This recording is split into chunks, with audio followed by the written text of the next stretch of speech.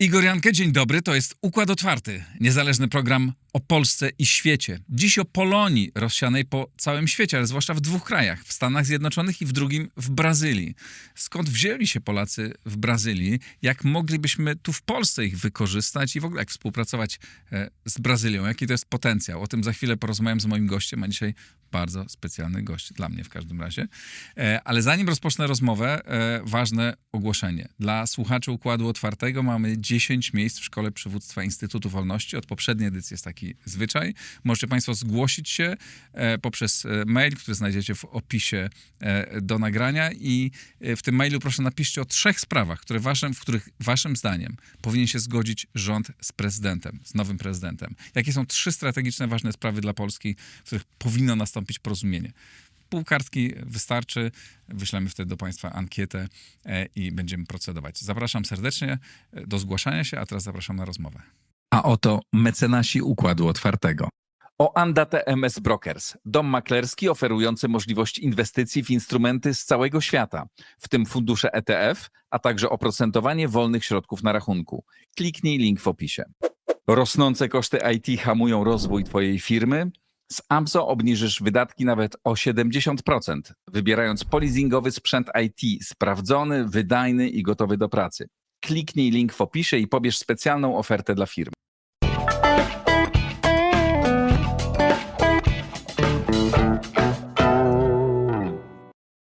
Proszę Państwa, sprawa poważna. Moja żona jest w studiu, Bogna Jankę. Boję się zadawać pytanie, bo dostanę potem po łapach. Ale trudno. Dzień dobry. Dzień dobry, bardzo dziękuję, że To ja dziękuję za zaproszenie i za twoją odwagę, że wreszcie po 3 właśnie. latach Układu Otwartego odważyłeś się mnie tutaj zaprosić. To prawda. Ale masz Właśnie. szczególny powód i z przyjemnością twoje zaproszenie przyjęłam. Dzięki. No bo nie, poważnie, myśleliśmy o tym, żeby porozmawiać o Polonii, bo jest jej bardzo dużo. Ty miałeś, będąc rok w Brazylii, miałeś z nimi kontakt. To jest na pewno olbrzymi potencjał, na pewno niewykorzystany, ale zacznijmy od opowieści o tym, skąd się w ogóle wzięli tam Polacy. Dlaczego w Brazylii jest tak dużo Polaków?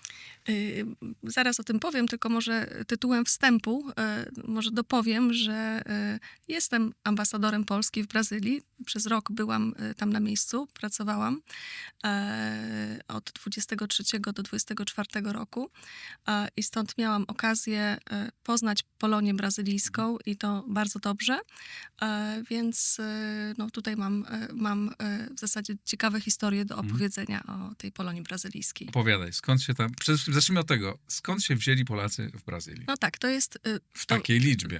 To jest dla wielu osób wciąż ogromne zaskoczenie, chociaż mam wrażenie, że coraz więcej osób w Polsce wie o tym, że tak daleko od Polski, gdzieś na drugim końcu świata, jest ogromna społeczność polskiego pochodzenia, która nie dość, że ma właśnie te polskie korzenie i gdzieś tam daleko mieszka, to kultywuje te tradycje w sposób bardzo intensywny i jest to zjawisko kulturowe, ponieważ ta polska emigracja do Brazylii, czy powiedzmy emigracja Polaków, osób z ziem polskich zaczęła się w drugiej połowie XIX wieku i trwała w wieku XX. Również i no było to masowe zjawisko. Wtedy właśnie w drugiej połowie XIX wieku, na przełomie XIX i XX wieku, to było masowe zjawisko emigracji Polaków, czy osób z ziem polskich, bo pamiętajmy, że Polska była wtedy pod zaborami, więc to była skomplikowana historia.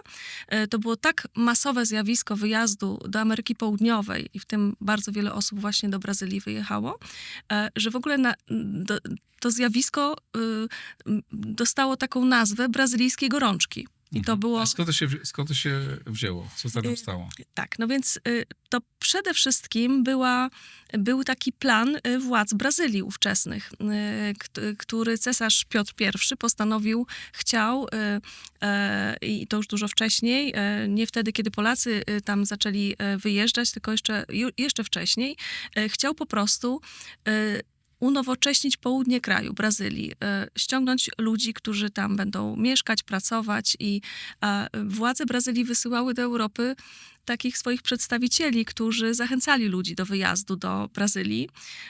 I akurat jeżeli chodzi o Polaków czy mieszkańców ziem polskich, no to była to oferta bardzo atrakcyjna, no dlatego, że dostawali perspektywę. Ci ludzie, pamiętajmy, mieszkający pod zaborami od wielu lat i nie mający w zasadzie żadnej wolności, ani prawa, ani niczego, cierpiący na biedę, dostawali perspektywę otrzymania ziemi na własność i to dużego kawałka ziemi, no i taką perspektywę wyjścia z biedy, no i też nie bez znaczenia perspektywę no jakiejś namiastki wolności jednak, Czy to prawda? był taki plan przygotowany przez rząd, żeby ściągnąć do siebie imigrantów? W tym sensie w tym sensie tak, że byli wysyłani wysłannicy rządu Brazylii, władz Brazylii do Europy, opowiadali, zachęcali i ludzie się na to, ludzie to brali, to znaczy kupowali ten pomysł, a no, wyobraźmy sobie, że stąd trzeba było się spakować i popłynąć statkiem, tutaj się jakby rozstać z tym życiem tutaj. W tamtych czasach to nie było smartfonów. Gdzie ktoś napisał fajne zdjęcie, wam przyślę, zobaczcie. Tak. Nie wiedzieli, gdzie jadą i skuszeni tą propozycją jechali. No to bardzo dużo ich wyjechało. Bardzo dużo. Tak według szacunków MSZ-u, chociaż te szacunki są różne, ale ostatnia informacja, jaką znalazłam, to około 200 000 osób wyjechało.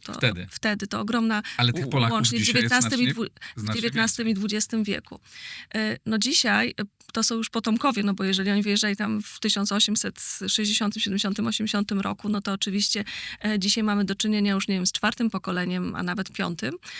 Tych polskich imigrantów w Brazylii, więc tych osób dzisiaj, no szacuje się ich liczbę, najbezpieczniej jest powiedzieć około 1,5 miliona do 2, ale ja znam szacunki takie, które mówią nawet o 5 milionach osób, które mają polskie korzenie, no właśnie dlatego, że z 2 powodów tak ja to oceniam. No, że po pierwsze w Brazylii się nie prowadzi takich statystyk, kto jest, jaką ma narodowość, bo to państwo jest w ogóle takie mozaikowe. Składa się z różnych narodowości, tam jest bardzo wielu imigrantów. To trochę nie jest w ich interesie podkreślenie tego. I to jest taka cecha. Oni tego nie chcą robić właśnie, bo to społeczeństwo jest takie mozaikowe, jak powiedziałam. A po drugie, no, to też wynika z tych losów, z tej historii, tak? Z tego, że ludzie wyjeżdżali z zaborów, więc niekoniecznie musieli mieć polskie dokumenty, tak?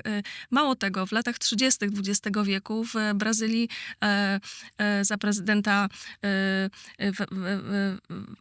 prezydenta Vargasa była taka prowadzona polityka takiej nacjonalizacji. Prezydent chciał taką tożsamość stworzyć brazylijskiego społeczeństwa. W związku z tym zakazano używania języków narodowych, które tam cały czas pielęgnowano, pozamykano szkoły, w których języków uczono i w ogóle zakazano, jakby to było niedobre, żeby się przyznawać, że się jest skądś. Nie? Ale jak rozumiem, duża część tych Polaków utrzymała no tak, to jest mimo tych lat 30., kiedy to było zakazane. W latach 30. W latach 30. XX wieku. Dobra, no powiedz, jacy są dzisiaj ci ludzie? No, bo ty ich spotykałaś, jeździłaś tam. To oni w ogóle pamiętają coś o Polsce? To czuć tam Polskę? No więc to jest zjawisko. Tak jak na początku powiedziałam, to jest zjawisko kulturowe, fenomen absolutny, bo oczywiście wielu tych ludzi, to są kolejne pokolenia, jak już powiedziałam, wielu z nich nie było nigdy w Polsce. Ta Polska żyje, cały czas jest w nich i jest obecna w ich domach i żyje we wspomnieniach i w tradycji rodzinnej. I to jest taka identyfikacja, to pochodzenie polskie, to jest taka daje im tożsamość. Oni w ten sposób mogą się określić, skąd są. Tak? Jacy są. I to, co jest tym fenomenem, to, że oni utrzymali znajomość języka polskiego, ucząc się od dziadków, od rodziców, po prostu ze starych podręczników, które tam z nimi przypłynęły tymi statkami w XIX i XX wieku. W zasadzie tam jest tyle organizacji takich stowarzyszeń kulturalnych, że oni tańczą polskie tańce ludowe w tych stowarzyszeniach. Po prostu spotykają się, po prostu cały czas pielęgnują swoją polskość. językiem polskim, ale Tak. takim, jak rozumiem, jak opowiadasz, opowiedz, bo ja to więc słyszałem. oczywiście, tak, no to znasz z opowieści, natomiast to oczywiście nie jest tak masowe ten język. Oczywiście, że zanika, chociaż to zjawisko wśród Polonii jest bardzo powolne i jest to fenomen, że w kolejnych pokoleniach jeszcze ciągle ta znajomość jest. Tak daleko od Polski. Tak, bez kontaktu z Polską. Natomiast też jest tak, że niektórzy bardzo mało mówią albo się wstydzą mówić. No bo jak się źle mówi, no to się wtedy niechętnie używa języka. Jeszcze jak przyjeżdża ambasador, no to człowiek chciałby wypaść jak najlepiej. Chociaż to oczywiście jest niesamowicie miłe, jak słyszysz kogoś, kto cokolwiek umie po polsku, to jest wręcz takie poruszające, że spotykasz Brazylijczyka, człowieka, który tam żyje od zawsze i jego rodzice już tam żyli, i dziadkowie też.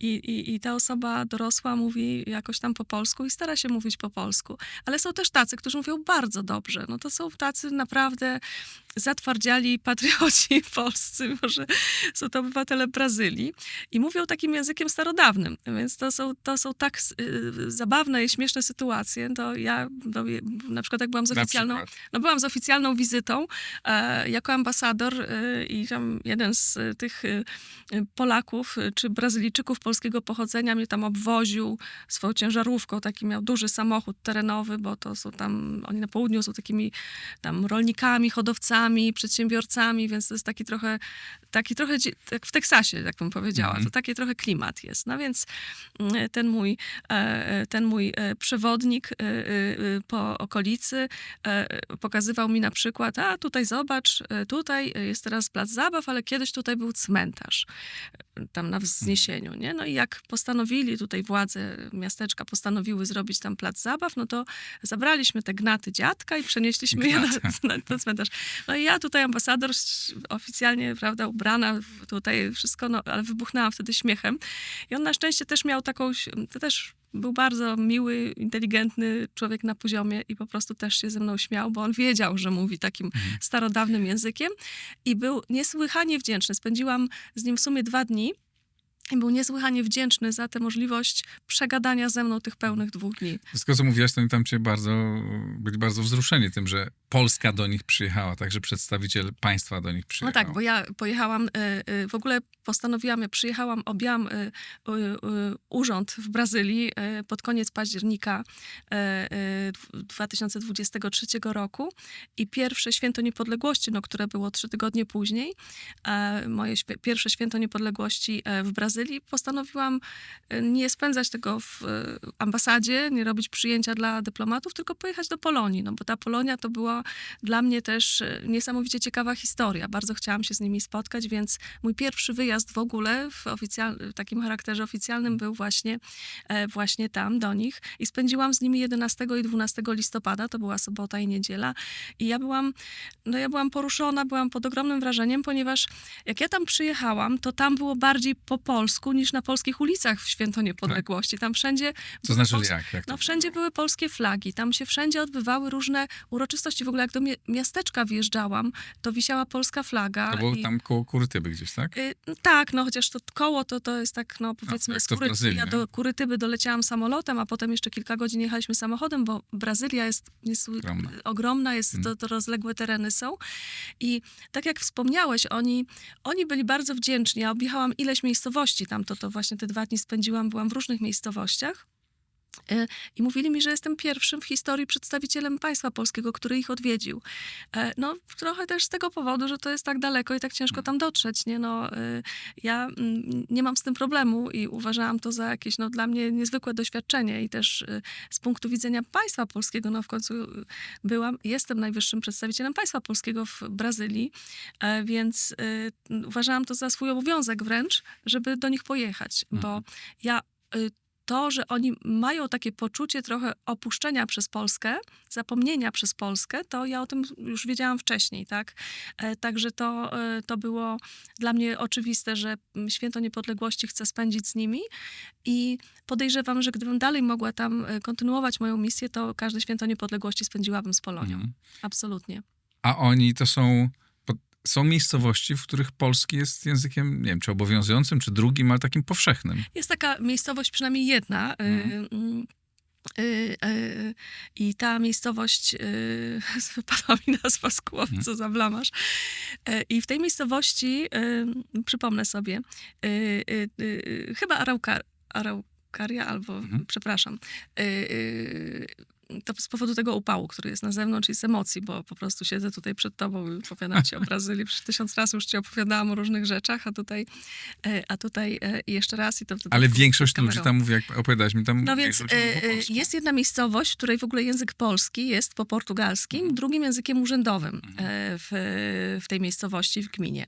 Jest bardzo wiele miejscowości tam na południu, to są 3 stany w Brazylii, to są ogromne tereny, tam jeden stan to mniej więcej tak obszar Polski, tak mniej więcej. To są ogromne tereny. To są 3 stany, Santa Catarina, Paraná i Rio Grande do Sul. To są 3 stany, gdzie mieszka Polonia, tak? I tam jest, ja odwiedziłam wtedy w to Święto Niepodległości w 2023 roku kilka miejscowości w Rio Grande do Sul, tak już stosunkowo blisko granicy argentyńskiej, więc takie odległe bardzo tereny. No i tam są miejscowości, gdzie na przykład potomkowie Polaków to jest 95% mieszkańców, tak? Czy 90%, czy 80% mieszkańców. I oni wszyscy mówią Nie, po polsku? nie, to jest problem. To nie jest takie proste i to nie jest to nie jest takie oczywiste. To oczywiście są ludzie, którzy mówią i to jest wspaniałe, ale bardzo wielu ich nie mówi albo w ogóle czują się wręcz zawstydzeni. Jak odwiedzałam kogoś gdzieś tam w takiej miejscowości, to czasem się czuli zawstydzeni, że nie potrafią mówić po polsku. No co jest w ogóle już jakimś absurdem. Dlaczego oni się czują zawstydzeni? To my się powinniśmy czuć zawstydzeni, że oni nie znają polskiego. Ale tutaj muszę przyznać, że polscy nauczyciele wyjeżdżają z Polski na takie jednoroczne, tam 9-miesięczne takie wyjazdy mają i jeżdżą tam do tych miejscowości na południu Brazylii i uczą języka polskiego. Są nauczyciele języka polskiego, poznałam takie nauczycielki i to są fantastyczne osoby, które nie tylko uczą języka polskiego, ale też wchodzą w te społeczności i są pozytywną taką energię wnoszą też do tych społeczności, bo przywożą im tę świeżą Polskę. To samo, co ten człowiek mi mówił, że tak się cieszył, że mógł ze mną spędzić te 2 dni na rozmowach, bo podkreślał to, że on się cieszy, że może ze mną rozmawiać, bo się dzięki temu uczy tego współczesnego języka polskiego. Jakiś jeden z takich stereotypów o Polonii zwykle, też pewnie Polonii brazylijskiej, jest takie, że to są tylko biedni, tylko że to są biedacy, biedni rolnicy i tak dalej. No tak, Jak no to niestety, wygląda? tak. No niestety się spotkałam z tym, to bardzo powszechne przekonanie jest, że to jest taka społeczność potomków, no rolnicy, tam gdzieś na południu mieszkają ludzie bez znaczenia, co jest kompletną bzdurą, tak? To jest po prostu wspaniała społeczność, która w swojej liczbie jest już siłą. Poza tym jest to fakt bardzo znany w Brazylii, wśród Brazylijczyków, że na południu Brazylii mieszka wielu Polaków, czy jest duża Polonia, czy osób polskiego pochodzenia.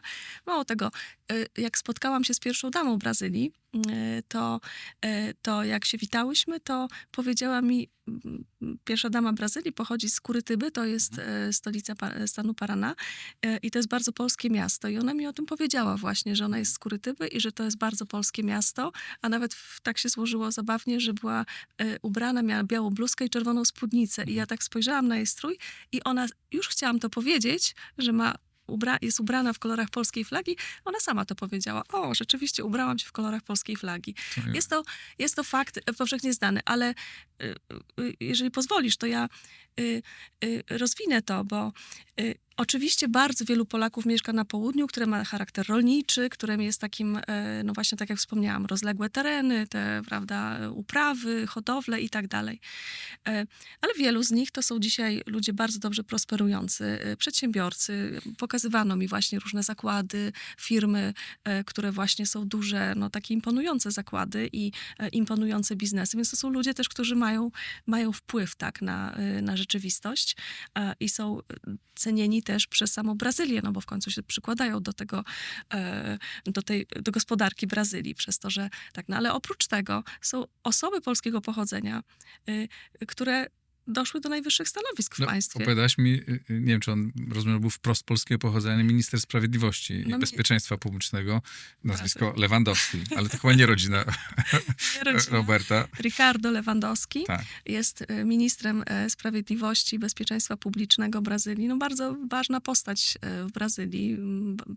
przyjaciel prezydenta Luli. No jak go zaprosiłaś, on wystąpił w polskiej ambasadzie z przemówieniem. Tak, tak. No ja no oczywiście, jak tylko został ministrem, to ja natychmiast nawiązałam kontakt z panem Ricardo Lewandowskim, prosząc go o spotkanie i tak to się zaczęło, tak to ujmę, bo nawiązaliśmy bardzo serdeczną, miłą relację i pan minister przyjął moje zaproszenie na przyjęcie w ambasadzie, które wydałam jako ambasador z okazji Święta Konstytucji 3 maja.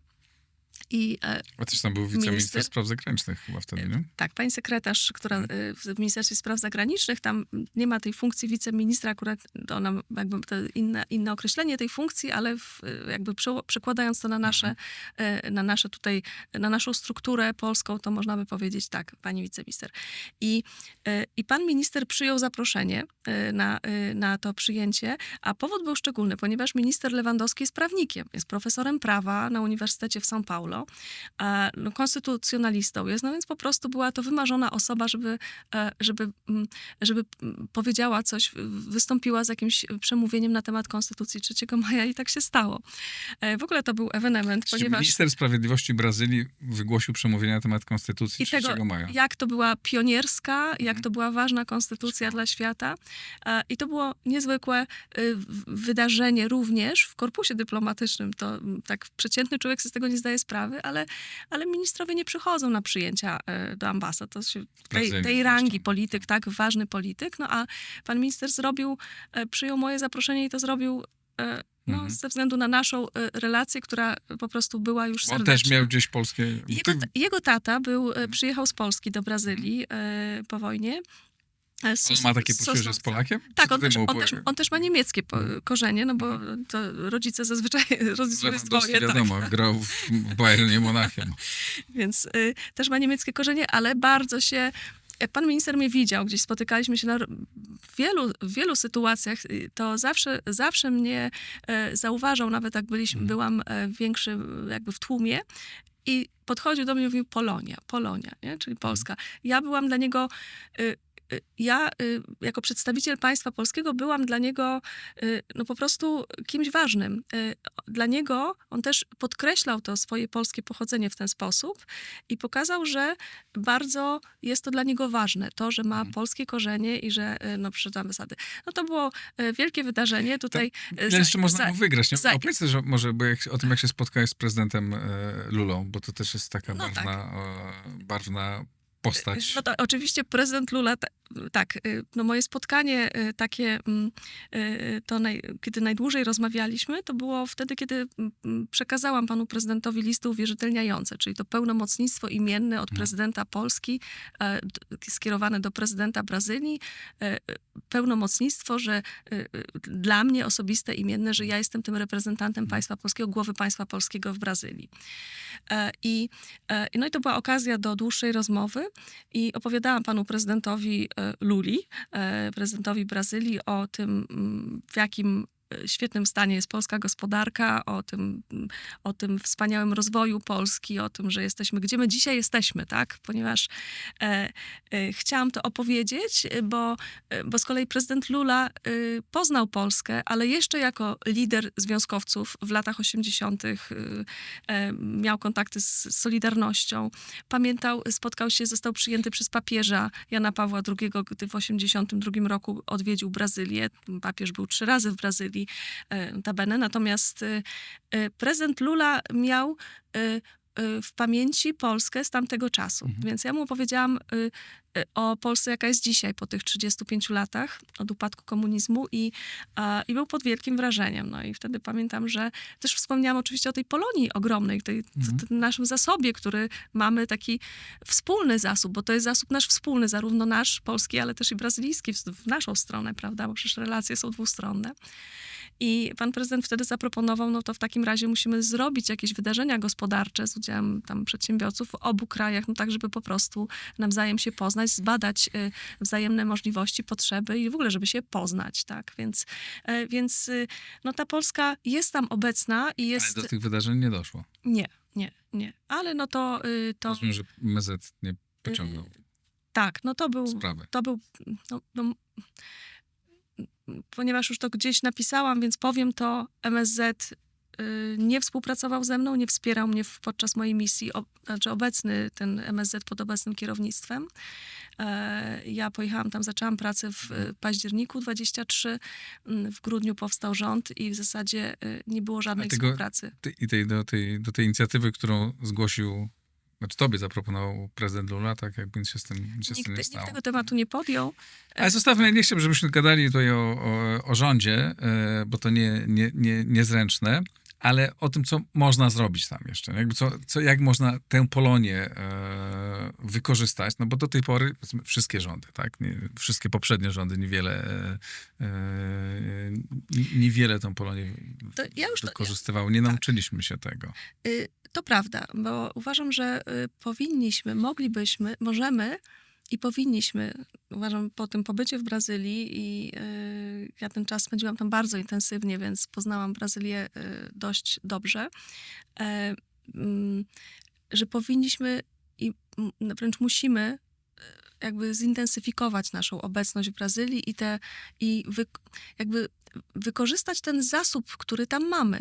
No bo każde państwo, które prowadzi aktywną politykę zagraniczną, dyplomację, otacza opieką swoją mniejszość tą narodową, która jest w danym kraju, no bo to jest taki naturalny łącznik z tym krajem właśnie, gdzie ta Polonia jest, bo to są obywatele tego kraju, mają polskie korzenie, mają serce do Polski, mają taką chęć zaangażowania się w polskie sprawy.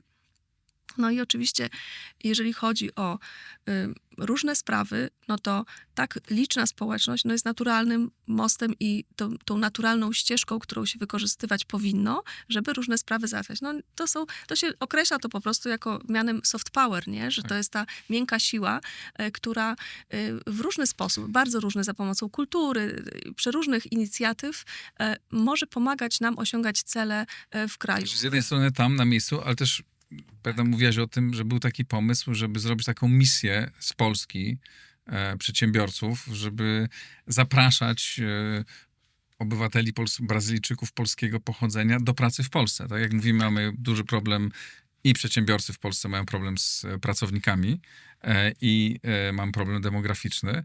No to wydaje się, że Polacy mieszkający gdzieś indziej, a Brazylia nie jest krajem biednym, no ale jednak tam jest gorzej niż w Polsce. Znaczy jakość życia w Polsce jest dużo wyższa i wydaje się, że to mogła być atrakcyjna dla nich propozycja. Jak najbardziej. Tylko to jak najbardziej tak. Ja tutaj wspomniałam o tym, czym dla nas Polonia może być tam na miejscu, ale oczywiście ta Polonia wobec problemów demograficznych, które już mamy, a one będą tylko narastać, za 10-20 lat będzie nam brakować ludzi do pracy w Polsce, to wydaje się, że to jest ta grupa, ta Polonia tam, szczególnie młodzi ludzie, tak, no bo to młodzi ludzie są zainteresowani wyjazdem do Europy, a nasze członkostwo w Unii Europejskiej ma ogromne znaczenie w tej sytuacji. No, oni są bardzo zainteresowani tym, więc wydaje mi się, że to jest taki naturalny zasób, po który moglibyśmy sięgnąć po to, żeby tych ludzi zachęcać do przyjazdu do Polski, żeby oni mogli tutaj popracować. Mało tego, jak rozmawiałam z wicegubernatorem stanu Paraná, takiego stanu, w którym właśnie jest bardzo wielu Polaków mieszka, i opowiadałam o tym zainteresowaniu polskich przedsiębiorców, firm pozyskiwaniem pracowników do pracy tymczasowej w Polsce. I jak o tym opowiadałam, to było takie spotkanie gospodarcze w dużym bardzo gronie, siedział pan wicegubernator i był stół, przy którym było ze 30 osób ze strony brazylijskiej. Wszyscy mnie z uwagą słuchali, jak opowiadałam o Polsce i też jak opowiadałam o tym, że o tym pomyślę. Przyznam się, że trochę z drżeniem serca mówiłam o tym, no bo mówienie komuś, chętnie byśmy wam zabrali ludzi do pracy w Polsce, no to trochę może się spotkać. To był trochę taki pomysł, jak Brazylijczycy zrobili 150 lat temu, nie? Że oni przyjechali tu z misją, żeby zabrać ludzi do siebie, to teraz to był pomysł, żeby zrobić to w drugą stronę, bo dzisiaj my jesteśmy bardziej atrakcyjni. To byli Brazylijczycy, tylko może bardziej Portugalczycy, którzy... Znaczy, aha, masz na myśli tą już rozumiem. Tak, masz rację, oczywiście. Bo ja też pomyślałam o tym kolonializmie portugalskim wcześniejszym, tam z z XVI wieku. Więc oczywiście tak, wtedy oni pozyskiwali pracowników tutaj u nas i oczywiście to. Więc powiedziałam o tym z takim lekkim drżeniem serca. Nie wiedziałam, jaka będzie reakcja. No mogliby różnie zareagować, a oni byli zachwyceni tym pomysłem. Powiedzieli, że to wspaniale, ponieważ ja to też przedstawiłam w ten sposób, że ci ludzie po pierwsze mogliby przyjechać do Polski i to jakby zrealizować to swoje marzenie, żeby przyjechać do Polski, ale też nabyć z ich punktu widzenia, co było najcenniejsze, nabyć kompetencji, zobaczyć, jak się pracuje w Europie, nauczyć się tych nowych umiejętności i przyjechać z nimi do Brazylii i to przekazać im dalej. I to było dla nich po prostu coś, co po prostu spowodowało, że przyjęli to bardzo dobrze. I wydaje mi się, że no skoro jest po obu stronach takie zainteresowanie, no to należałoby to wykorzystać i my po prostu ze względu na naszą sytuację demograficzną i te perspektywy, które no według tych badań demograficznych i wszystkich tych szacunków, z którymi możemy się zapoznać gdzieś w różnych opracowaniach, no to wiemy, że nie będzie lepiej, tylko będzie gorzej, bo jest nas coraz mniej. W związku z tym powinniśmy natychmiast podjąć działania w tym kierunku i sięgać po ten zasób, jakim jest Polonia brazylijska. A jest jeszcze jeden Bardzo wątek, liczna. chciałem z tobą poruszyć. Co prawda nie umawialiśmy się na to, ale mam nadzieję, że opowiesz. Mówię, ponieważ słucha nas, tutaj jest wielu przedsiębiorców, ludzi zainteresowanych gospodarką, którzy Tak. słuchają Układu Otwartego. To jest 200-milionowy kraj. 200 milionów klientów wchodzących Tak. w tym samym, mówiących tym samym językiem, w tym samym systemie prawnym. Nie? To jest olbrzymi rynek. Tak, ja byłem tylko tam raz, cię odwiedziłem, jak wiesz, ale jeździłem sporo po Brazylii, no i widziałem tam po prostu bardzo... No ten rynek jest nie zapchany jeszcze. Tam jeszcze jest bardzo dużo miejsca, nie? Na rozmaite i produkty, i usługi, i przedsięwzięcia, inwestycje. I wydaje mi się, że to jest takie... No, na pierwszy rzut oka wydaje się raj. Na drugi rzut oka wiem, że to jest bardzo skomplikowane, że ten kraj nie jest łatwy.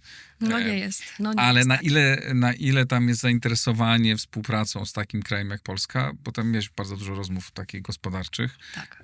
to na ile to jest twoim zdaniem, na ile można powiedzieć naszym przedsiębiorcom, zobaczcie, powinniście tam być, albo co polskie państwo powinno zrobić, żeby ich Tak. tam było więcej. A więc oczywiście to zainteresowanie jest. Ja dużo, tak jak wspomniałam, jeździłam po kraju, odwiedziłam wiele miejsc, wszędzie prosiłam o spotkania i takie polityczne, i też gospodarcze, biznesowe, no po to, żeby opowiadać o Polsce, o tym, że jesteśmy zainteresowani współpracą, bo też nie mówiłam tego tak po prostu, bo sobie tak wymyśliłam, tylko to wynikało z kolei z moich rozmów z różnymi przedsiębiorcami, przedstawicielami biznesu, które odbyłam przed wyjazdem do Brazylii, tutaj w Polsce, bo przygotowałam się do tej misji bardzo skrupulatnie i to zainteresowanie było tam ogromne na każdym polu. To były i w biznesie, a też tam w instytucjach naukowych, w zasadzie na każdym szczeblu.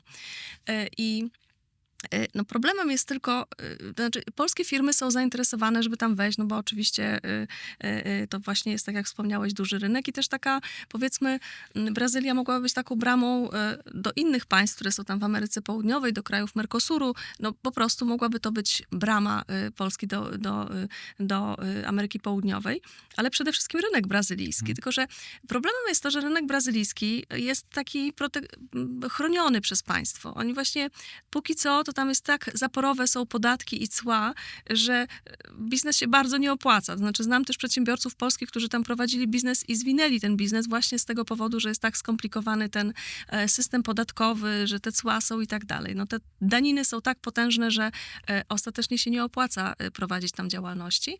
Albo podatki są tak skomplikowane, że przedsiębiorca, który się wycofał z Brazylii, nie był w stanie wyliczyć ceny produktu, końcowej ceny swojego produktu, który chciał tam To sprzedawać. rzeczywiście ta administracja tam jest koszmarna.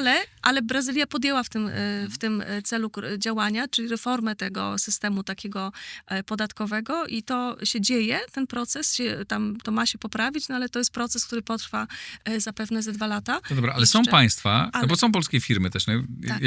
jest trochę polskich firm tam działających, ale mogło być pewnie dużo więcej. Jest niewiele. Mhm. No ale z jednej strony jest trudno, no ale z drugiej strony, co też sam pokazywałeś, tam przecież masa na przykład firm francuskich jest, nie? Czyli jednak sobie niektóre państwa radzą z tym. Tak, no to wynika, po pierwsze, tutaj kluczowa rola to jest dyplomacji danego kraju, tak? No bo jeżeli państwo ma takie protekcjonistyczne podejście do gospodarki, do własnego rynku i nie chce wpuszczać z zewnątrz, woli swoją produkcję i żeby wszystko było na miejscu, no to no to nie jest to łatwe, no ale to właśnie jest zadanie, wyzwanie dla dyplomacji, żeby te sprawy przepychać, żeby otwierać tam drzwi, furtki i tak dalej. No, i To są takie kraje, w których nie da się inaczej często, nie? no tak, no po prostu taka jest specyfika i to nie Ale tylko to nie ja to powiem, bo nie wiem, czy ty to będziesz chciała powiedzieć. Chciałabym coś powiedzieć, jak mi pozwolisz, to Tak, zaczyna się. Zaczyna się. Nie, no bo to niektóre państwa mają z Brazylią podpisane umowy. No i do tego właśnie to chciałam powiedzieć, do tego dążyłam, no że są to indywidualne, dwustronne umowy z Brazylią i Polska też taką umowę ma. Nasza dyplomacja spełniła swoją rolę. To było w 2022 roku, zdaje się, czy tam 2021, przepraszam, już nie pamiętam, to już jednak trochę czasu minęło. No zawarliśmy z Brazylią umowę o unikaniu podwójnego opodatkowania. Polski parlament tę umowę ratyfikował, prezydent podpisał i ta umowa, jak przyjechałam do Brazylii, ona czekała, po prostu sobie leżała w szufladzie i tam się z nią nic nie działo w Brazylii, tak? Po prostu leżała i czekała, aż się ktoś nią zainteresuje. No, to zazwyczaj tak jest. No, dlaczego Brazylia miałaby się nią interesować? To raczej w naszym interesie jest, żeby tam wejść na ten rynek. No więc to była taka pierwsza sprawa, którą się zajęłam. Tam były 2 umowy tego typu, ale ta o unikaniu podwójnego opodatkowania, no taka jest najbardziej oczywista. No i uruchomiłam jakby z racji mojej jakby pozycji jako ambasador kraju, no sprawiłam, że ona weszła na ścieżkę ratyfikacji tam. Co zrobiłeś? No, chodziłam po kongresmenach, senatorach i rozmawiałam z kim trzeba. No i to się stało. To po prostu trafiła do jednej komisji, trafiła do drugiej komisji. Jak się okazało w kongresie też mamy przyjaciół Polski, mimo że to... I to są ludzie, którzy no, na tym polega praca dyplomaty, że musi mieć kontakty i musi wiedzieć, do kogo pójść i musi rozmawiać i załatwiać sprawy. No więc ja to robiłam, dopóki mogłam, tak? No ale potem, jak już musiałam wyjechać z Brazylii, rząd mi kazał wrócić do Polski, no to nie mogłam tego kontynuować. Nie sprawdziłam przed naszą rozmową, jaki jest los tej ustawy, ale nie sądzę, żeby to według moich szacunków, które wtedy robiłam, i wynikało to z moich rozmów też z moimi rozmówcami w Brazylii, ta umowa mogła wejść w życie na początku 2025 roku. Gdyby to wszystko poszło dobrze, gdybym ja stamtąd nie wyjechała. To zdaje się, że nie weszła, bo byśmy o tym słyszeli. Z tego, co... Ale jeszcze jedno zdanie dopowiem. Dlaczego ta umowa jest ważna? To mi mówił przedstawiciel jednej ogromnej firmy, która była wówczas jeszcze polską firmą. Mówię o firmie Comarch, ona potem została sprzedana. To jest globalna firma. No wówczas, jak ja byłam ambasadorem, to jeszcze to była polska firma, się chwaliłam tą firmą tam na prawo i lewo. I spotkałam się z przedstawicielem Comarchu na całą Amerykę Południową. To Brazylijczyk, to nie był Polak. I on mi mówił, jak mówiłam o tej umowie, że jest jakby w trakcie ratyfikacji, że to wejdzie w życie, jak to dobrze pójdzie ten proces. I Brazylia też jakby będzie zainteresowana, żeby to sfinalizować. To powiedział, no to cena końcowa naszego produktu będzie 15% niższa. No to jest o co walczyć. Także pytałeś, co możemy zrobić? No to tutaj mamy przede wszystkim, to jest praca dla dyplomacji polskiej, żeby na miejscu po prostu dbać o ten polski interes, bo wszystkie państwa to robią, tak? Ja z tego, co gadamy w domu, tak? Więc to dużo już słyszałem, tak. A i z tego, co teraz opowiadasz, to mi się maluje taki obraz, że jest bardzo duże państwo, nie? Które nie jest łatwe, powiedzmy sobie, to nie jest łatwe i takie, to jest trudne państwo do robienia wielu rzeczy, prowadzenia działalności gospodarczej, ale z olbrzymim rynkiem, olbrzymim, nie? I nie takie biedne. Nie. To wcale nie jest biedne państwo, ale w którym jakby państwo musi, znaczy taki kraj jak Polska, dzisiaj już z tym potencjałem, który ma, nie? Może być bardzo dużo. Z jednej strony ma te 1,5 miliona, czy ileś tam, tak, dużo Polaków, ludzi pochodzenia polskiego, którzy mają jakiś sentyment, których można zmobilizować do wielu rzeczy. Nie? Jest, no, mi się wydaje z tego, co jak tam wtedy też opowiadałaś, nie? Masę biznesów do zrobienia. Tak. Można po prostu przyjechać i sprowadzać polskie firmy, tylko tu potrzebna jest bardzo aktywna rola państwa, bo to nie jest, no to nie są Niemcy, Francja, tak? Gdzie można pojechać, otworzyć sobie biznes ten. I jak opowiadać, przyjechać, było to wiem, bo to nie jest tajna wiedza, tak? Było 3 dyplomatów w polskiej ambasadzie, a we francuskiej 60. Czyli 20 razy więcej. Nawet, czy we francuskiej jeszcze więcej nie ma. Nie, tak, masz rację, 60 osób, tak. I za tym jeszcze MSZ, który ma strategię, który wpływa, który ta machina działa. I oni torują miejsce, francuskim firmom. A Francja nie jest 20 razy państwem mocniejszym od Polski, nie? I ma swoją strategię, ma pomysł, wchodzi tam. I wiele innych krajów to robi, nie? I tu my jesteśmy chyba kompletnie z tyłu. I to nie jest związane z żadnym rządem, bo tak to było za wszystkich rządów. Tych szans tam nie wykorzystujemy. No mam nadzieję, że to się zmieni, jak będzie jakieś nowe rozdanie, bo jakby obecne kierownictwo MSZ-u jakby tutaj nadziei sobie nie robię, że tam się coś pozytywnego wydarzy. No choćby dlatego, że nie ma ambasadora w Brazylii. No to jest już pierwsza rzecz, Jak która... w 50 innych krajach. Ale to... Nie 50, ale myślę, że może nie aż tak wielu, natomiast no to było niezrozumiałe zupełnie. Ale też wcześniej w ogóle zamykaliśmy... To było niezrozumiałe dla Brazylii. I no, na przykład też wielkie oczy robili dyplomaci z innych państw, jak się dowiadywali, że my w 2008 roku Polska zlikwidowała konsulaty 2 w Brazylii, mając tak liczną Polonię w Rio de Janeiro i São Paulo. Mieliśmy W potężnych miastach. Tak, no bardzo wpływowych miastach. Rio de Janeiro było stolicą kraju, to jest stolica kulturalna taka, tam się tyle rzeczy dzieje, wydarzenia wszystkie, a São Paulo to stolica biznesowa. Mamy tylko jeden konsulat w tym regionie, gdzie jest Polonia, czyli w Kurytybie. No ale Kurytyba jest w jednym miejscu, a na przykład tam, gdzie ja odwiedziłam tych Polaków czy Polonię w Rio Grande do Sul, no to jest naprawdę daleko. Więc żeby cokolwiek załatwić w polskim konsulacie, to oni muszą jechać albo lecieć samolotem. No tam się nie da samochodem jeździć. Tak naprawdę nie da się obsługiwać tych ludzi. Więc no to jest taka rzecz, my powinniśmy wychodzić do ludzi Polska powinna wychodzić do ludzi, a nie się zwijać. No to zupełnie niezrozumiała decyzja. A jak jeździłam do São Paulo, to tam przy tej głównej ulicy Avenida Paulista jest konsulat Włoch. I przed tym konsulatem, to jest ogromny budynek, przed tym konsulatem codziennie stoi tłum ludzi. No tak jak kiedyś w PRL-u pod ambasadami państw zachodnich, prawda, w Warszawie stały wielkie kolejki ludzi, to takie kolejki są pod konsulatem Włoch w São Paulo tylko. Nie mamy Instytutu Polskiego w Ameryce Południowej w ogóle. Nie mamy tam, już nie mówię o Brazylii, tylko w ogóle w całej Ameryce Południowej. No nie powinniśmy likwidować polskich placówek, szczególnie, że to jakby koszty utrzymania takiej placówki, no bo wtedy MSZ tłumaczył to, chciałabym dodać, że wtedy taką decyzję podjął rząd PSL-PO, tak? I minister Radosław Sikorski taką decyzję podjął o tej likwidacji tych i też innych placówek, tak? Więc tłumacząc to wtedy oszczędnościami, co oczywiście, no, kiedy już poznasz jakby te sprawy od drugiej strony, no ja byłam ministrem w kancelarii prezydenta, pracowałam w MSZ-cie, właśnie byłam ambasadorem Polski w Brazylii, to nie są koszty, które mają znaczący wpływ na budżet państwa i te oszczędności też, powiedzmy sobie, wielkie nie są. Odbywają się dyżury konsularne w Rio de Janeiro. Konsulowie z Kurytyby latają raz w miesiącu do Rio de Janeiro, no i kto się dowie, ten będzie wiedział, że tam można się spotkać z konsulem i tak dalej. No, przy czym każdą sprawę, którą chcesz załatwić konsularną, no to musisz osobiście załatwić. No, nie możesz przez telefon tego zrobić. A druga placówka konsularna polska w Brazylii jest w stolicy kraju, czyli w Brasílii, miasto Brasilia. To jest takie miasto, tam w ogóle nie ma Polonii, no tam jest kilka osób, które mają jakieś polskie korzenie, naprawdę kilka osób, na palcach jednej ręki można policzyć. Natomiast tam nie ma Polonii, no jest konsulat, no ale to jest... No bo to stolica. No to jest stolica i w ambasadzie znajduje się też wydział konsularny i jest konsul.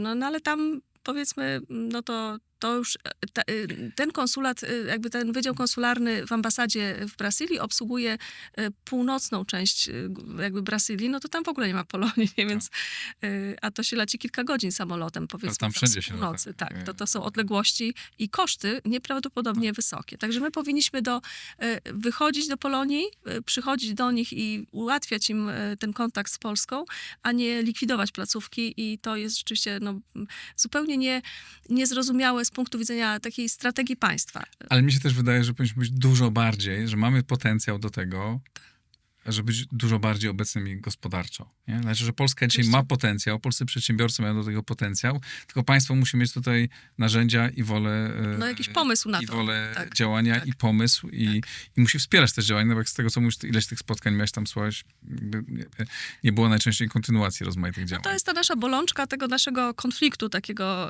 w Polsce, nie? Tej wojny domowej. Kiedy ale powiedzmy sobie szczerze, to nie jest tylko bolączka, problem konfliktu politycznego, tylko Często tak było, No tak? tak, To nie jest tylko sprawa braku te, profesjonalizmu. poprzedniego rządu i tego i wielu Ja- innych. Tą maszynę trzeba tak naprawdę zbudować od nowa. Ja słyszałam od brazylijskich przedsiębiorców, że ja w ogóle jakąś nową jakość tam wprowadziłam, ponieważ ja się z nimi spotykałam.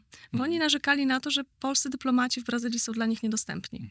No niedostępni są, czy są bardzo trudno dostępni, tak? No to mi się wydaje z punktu widzenia państwa, przecież jeżeli nasi przedsiębiorcy będą mogli robić biznes w Brazylii, powiedzmy, no to nasz budżet państwa będzie tylko korzystał z tego, nie? No przecież to jest oczywiste. Firmy będą rosły, będą płacić Dokładnie. podatki. No. Bogna, bardzo ci dziękuję, że byłaś w Układzie Otwartym. Ja bardzo I ci dziękuję. opowiedziałeś ciekawe rzeczy. To bardzo Dzięki ci dziękuję serdeczne. też. Bardzo mi było miło i cieszę się, że porozmawialiśmy o Brazylii, bo nie jest to taki częsty temat rozmów w To Polsce i myślę, że powinniśmy się bardziej Brazylią zainteresować. I zachęcam Państwa do zainteresowania się Brazylią. Bardzo to ciekawy temat, bardzo ciekawe państwo, ale na pewno powinniśmy wspólnie rozmawiać o tym, jak zbudować polską dyplomację, żeby była dużo bardziej silna i to niezależnie, to nie jest kwestia tego czy innego rządu, tylko trzeba tą machinę zrobić tak, żeby ona działała sprawniej.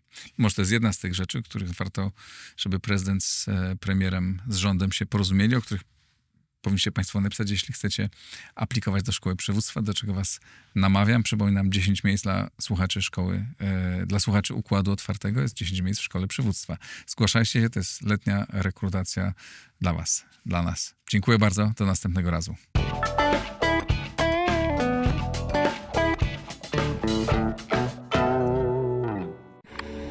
Nagraj to w blisko.